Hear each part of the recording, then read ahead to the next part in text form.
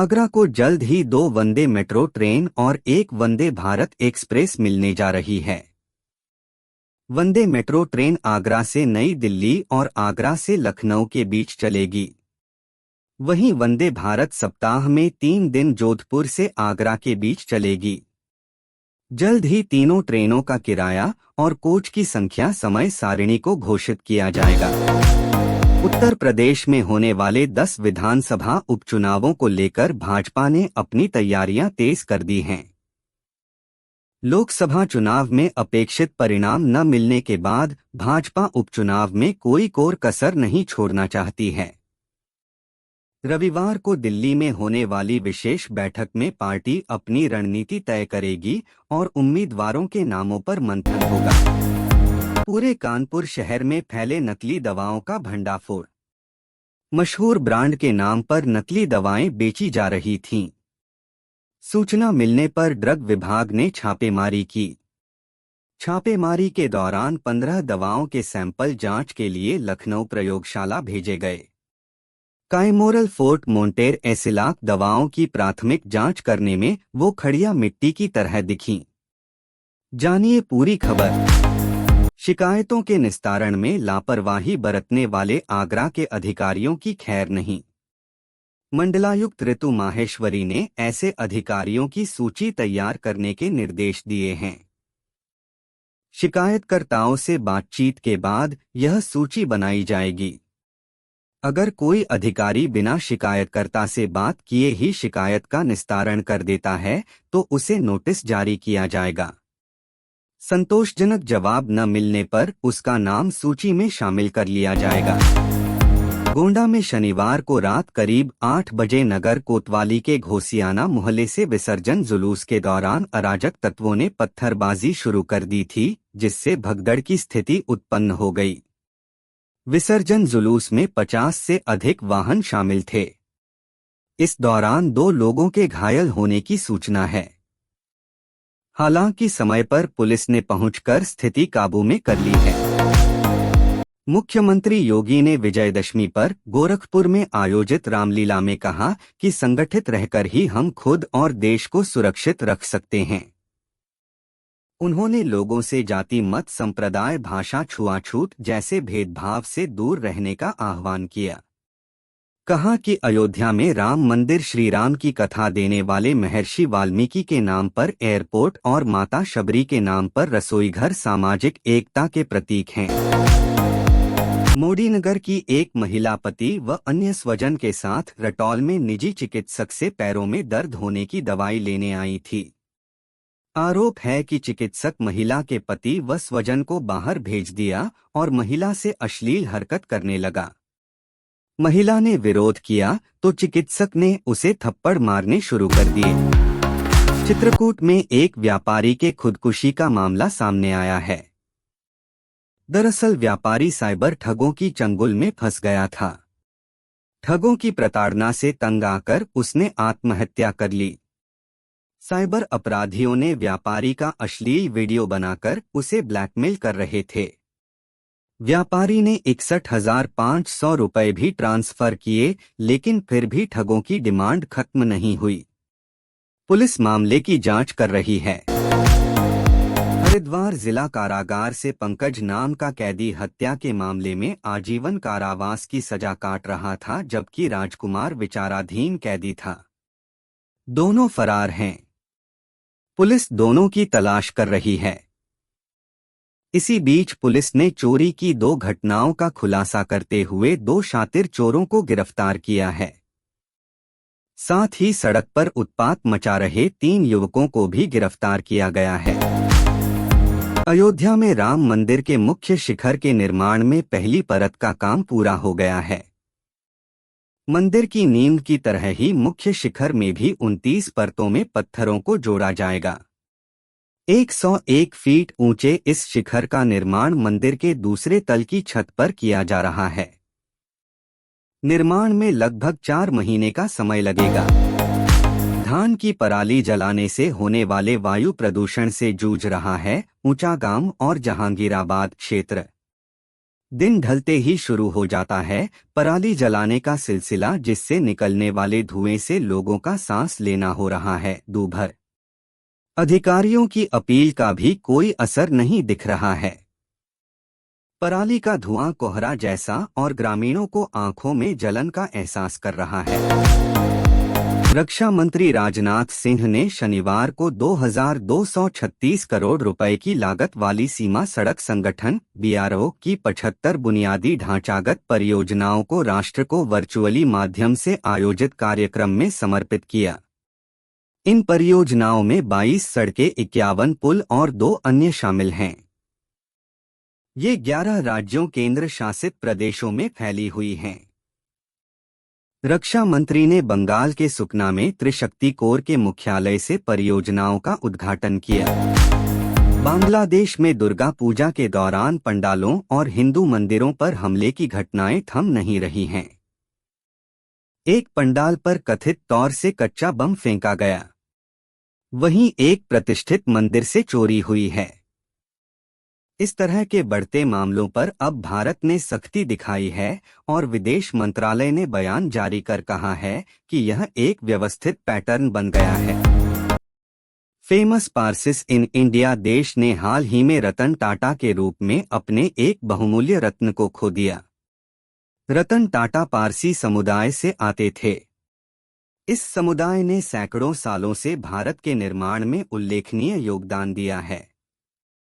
आज हम बताने जा रहे हैं पारसी समुदाय से आने वाली भारत की कुछ प्रमुख हस्तियों के बारे में जिन्होंने देश ही नहीं दुनिया में नाम कमाया। नागपुर के आरएसएस मुख्यालय में विजयादशमी कार्यक्रम में आरएसएस के सरसंघचालक मोहन भागवत ने हिंदुओं को संगठित और सशक्त होने की अपील की।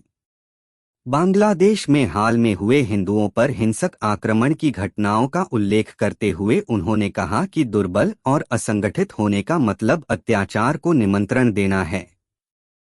मोहन भागवत ने देश को कमजोर करने वाली ऐसी ताकतों से सावधान रहने की जरूरत बताई। केंद्रीय मंत्री प्रहलाद जोशी ने कहा कि भाजपा महात्मा गांधी और सरदार पटेल जैसे महान नेताओं का सम्मान करती है, फर्जी गांधियों का नहीं।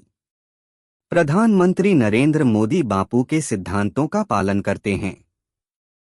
केंद्रीय उपभोक्ता मामले, खाद्य एवं सार्वजनिक वितरण मंत्री ने यहां पत्रकारों से बातचीत में कहा, भाजपा ने हमेशा महात्मा गांधी और सरदार वल्लभ भाई पटेल जैसे महान नेताओं का सम्मान किया है। दशहरा बुराई पर अच्छाई की जीत के प्रतीक के रूप में मनाए जाने वाले विजयादशमी त्योहार की देश भर में धूम रही। नई दिल्ली से लेकर कश्मीर के श्रीनगर तक इस अवसर पर कार्यक्रमों का आयोजन किया गया, जहां रावण, कुंभकर्ण और मेघनाद के पुतले जलाए गए। राष्ट्रपति द्रौपदी मुर्मू और पीएम मोदी ने भी लाल किले के माधवदास पार्क में रावण दहन किया। देखें रावण दहन की देश भर की तस्वीरें। दिल्ली एनसीआर में वायु प्रदूषण को नियंत्रित करने के लिए प्रदूषण गहराने से पहले ही ग्रेडेड रिस्पांस एक्शन प्लान लागू कर दिया जाएगा। यानी वायु गुणवत्ता खराब या बहुत खराब स्तर पर पहुंचने के संकेत मिलने पर वास्तव में स्थिति खराब और बहुत खराब होने से पहले ही एडवांस में ग्रेप लागू किया जाएगा, ताकि प्रदूषण को नियंत्रित किया जा सके।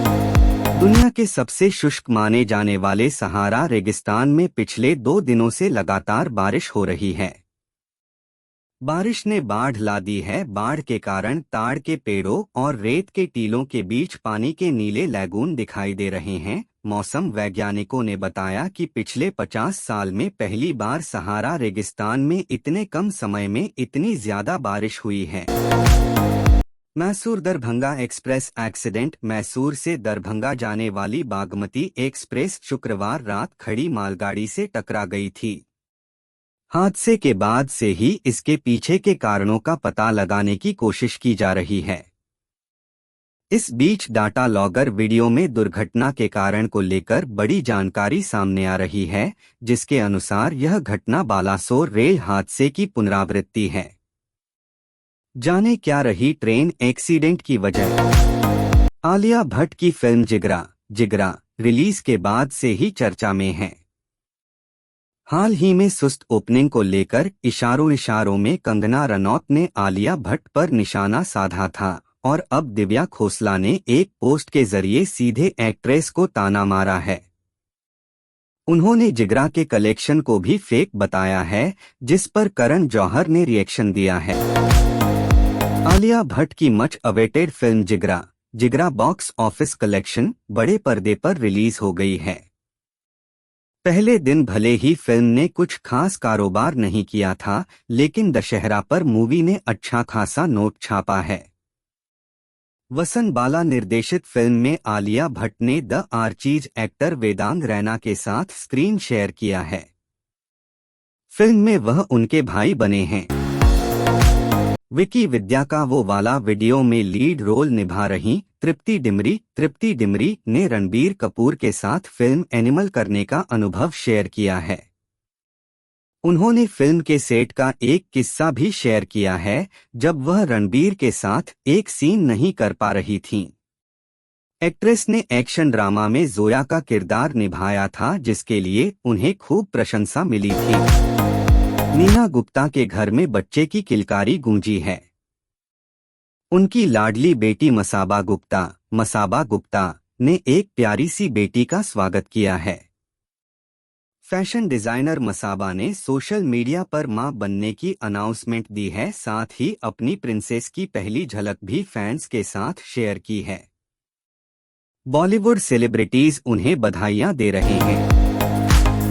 पंजाबी फिल्मों में अदाकारी दिखाने वाली वामिका गब्बी अब बॉलीवुड में भी अपना चार्म दिखा रही हैं।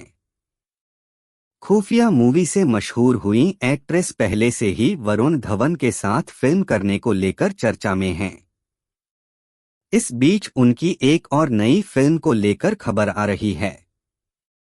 वह अपनी नई फिल्म में बॉलीवुड के हैंडसम हंक के साथ स्क्रीन शेयर करेंगी। मिर्जापुर 3 में अपने चतुर चालाक दिमाग चलाकर एक तीर से 2 निशाने लगाने वाली बीना त्रिपाठी उर्फ रसिका दुग्गल आने वाले समय में कई बड़े प्रोजेक्ट्स में नजर आने वाली हैं।